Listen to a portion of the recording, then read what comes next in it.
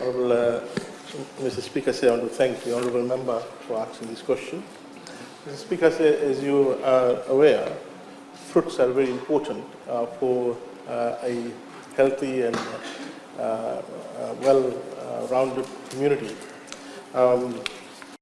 Speaker, fruits are low in fat and sodium content. It is a source of many essential nutrients, such as vitamins and minerals.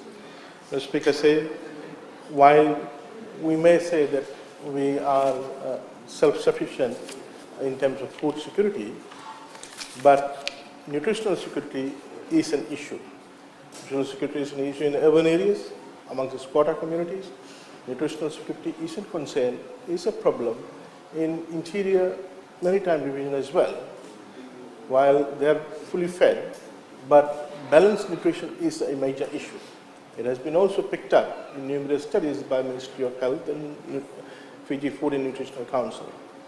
Mr. Speaker, last year I was chalking up a number of new programs, and I had a discussion with Honourable Minister of Economy, and he had a discussion with me that when we move around Fiji, when we travel around Fiji, we see fruits sold alongside the road, which are normally gathered from trees grown wildly.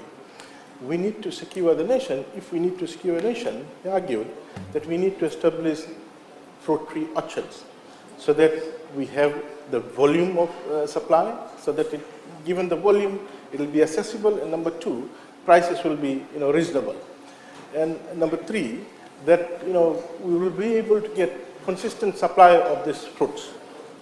Honourable Speaker said number four, will also be able to, from being Minister of Economy, able to exploit the market, particularly in countries like New Zealand and Australia, where we have people, our own people there, with the same taste and preferences, and psychologically, if they get the mango, let's say, from here, and mango from other countries, psychologically they say Fiji mango is much better, tastes better, etc. That kind of market, niche market that we have there, we need to exploit, Honourable Speaker say. Honourable Speaker say, basic stats will tell us that there is a huge potential for us to exploit that market. Speaker say, annually, using the last 5-year data, annually we export $1.36 million worth of fruit to other countries, which is about 350,000 metric tons. Similarly, annually, using the last 5-year data, on an average, we are importing $16.3 million worth of fruits to Fiji. This is 5.5 metric tons every year. Interestingly, if I use these stats, you will see that our export value per metric ton is 3.9 million, whereas the import value per metric ton is 2.9. What does it suggest? That the fruits that we are exporting, I have to speak to the Speaker, not to you. You still don't get the parliamentary protocols. You don't get the protocols. Honourable Speaker said, I was trying to elucidate a very important thing out of these statistics. Simple computation that I juggled around. I'm saying per metric ton, the fruits that we're exporting, the value is 3.9. The fruits that we're exporting is 2.9. Interestingly, why? Because the fruits that we're exporting, psychologically people prefer this and they're willing to pay more.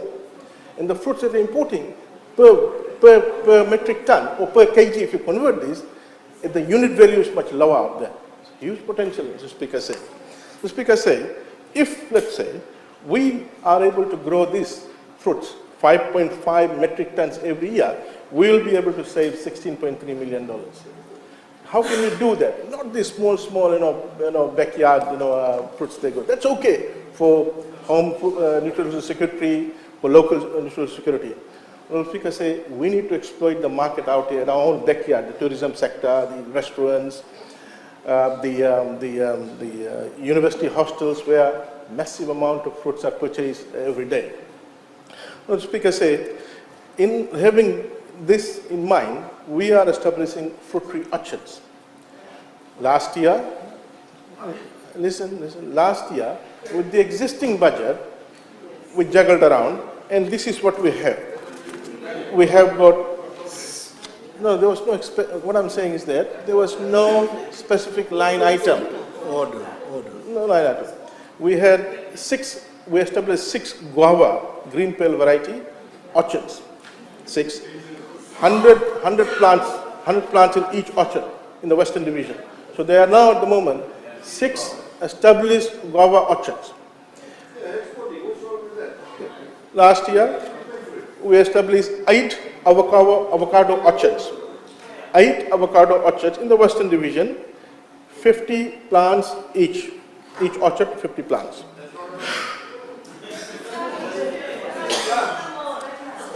We have established 1 breadfruit orchard in Singatoka, 100 plants, 1 orchard. The speaker say our target is this.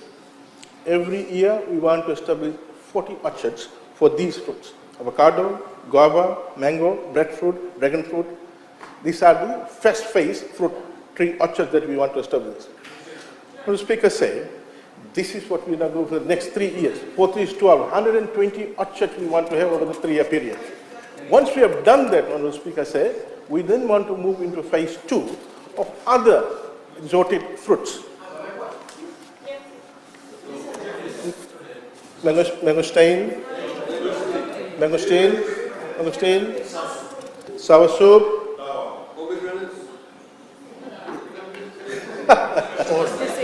Don't want to mess up with the spelling. Speaker say, this is the plan we have. This is the plan we have. We've got the vision. We know where we want to go. We know how to go there. We now we're organizing our research stations where we're establishing the nursery for this planting material, seedlings and seeds. In some cases, seeds. Other places, the planting material. It is not something that you can do it overnight because you need to establish the number of seedlings. Dragon fruit, we're looking at establishing 6 dragon fruit orchards over the next 6 months period. 60% of the work has been done on the dragon fruit. I want to thank all those who are involved in this. Mr. Speaker, say very exciting times ahead. Thank you.